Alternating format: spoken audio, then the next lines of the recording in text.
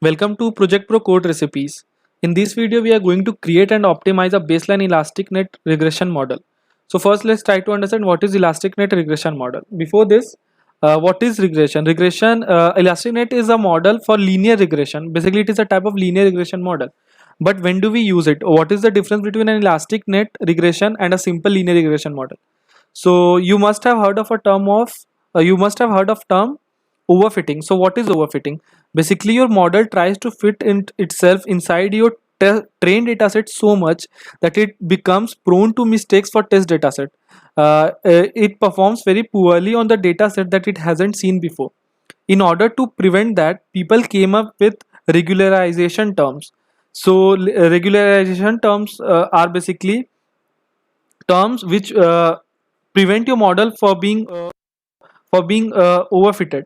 So linear regression model doesn't has this regularization term, but elasticnet regression along with linear regression models, it also has regularization term which prevents it from being overfitted. So basically elasticnet performs better than linear regression model. So this is our code snippet. I have copied this code in my Jupyter notebook. So first let's understand this over here.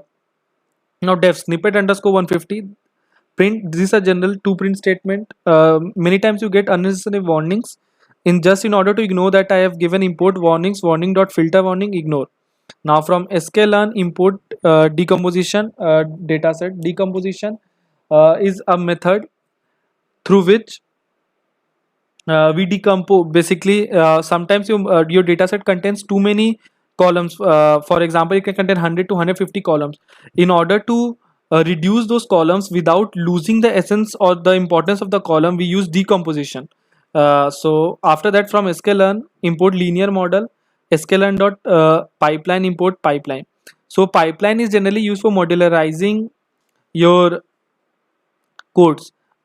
Sometimes you have to perform a certain thing time and again. In order to uh, prevent avoid writing codes again and again, for that we use pipeline. For sklearn model selection, import grid search cv and cross validation score. From sklearn pre-processing standard scaler, grid search cv would be used for hyperparameter tuning. Cross val score also helps for preventing overfitting, and standard scaler used for scaling. So what is scaling? Sometimes your model it contains a lot of your dataset contains a lot of features. Many of the columns values can be between 100 to 150, and others values can be 1 lakh to 2 lakhs. In those cases, your model become biased towards the features containing higher numerical values, although they may be less significant as compared to one containing lower numerical values. In order to prevent that, we use standard scaler. So standard scaler basically scales your all the numbers between 0 to 1. After that, I have loaded the Boston dataset equal to dataset dot load Boston x dataset dot data y dataset dot target. Okay, s equal to standard scaler.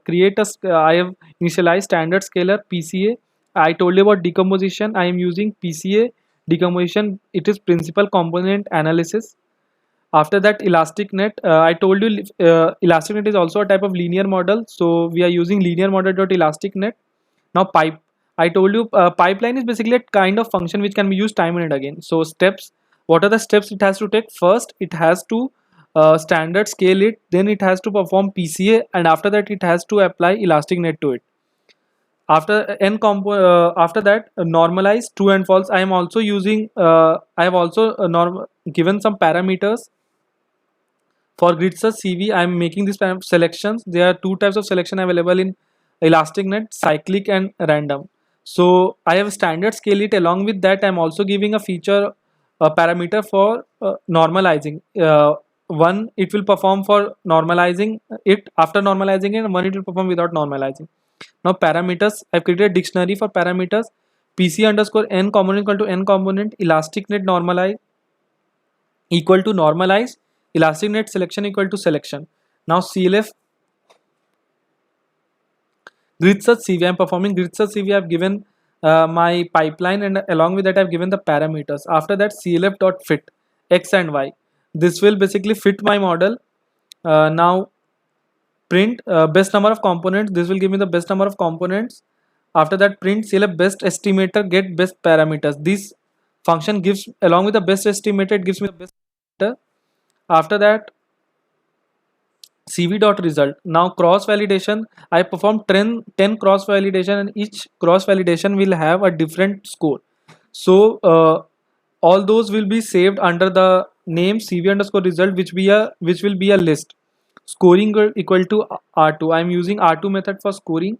Now print cv result, cv result dot mean, cv result dot standard deviation. This will give me the mean, and this will give me the standard deviation.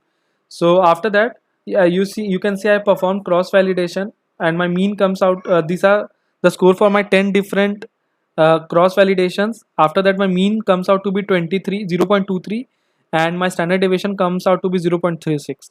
So this was all about elastic net regression. Let's go back to the website. You can see for real industry project, using this recipe, you can check these out. On the all the videos are on my right side, links are on my right side, and the URL for this code is available in the video. Thank you.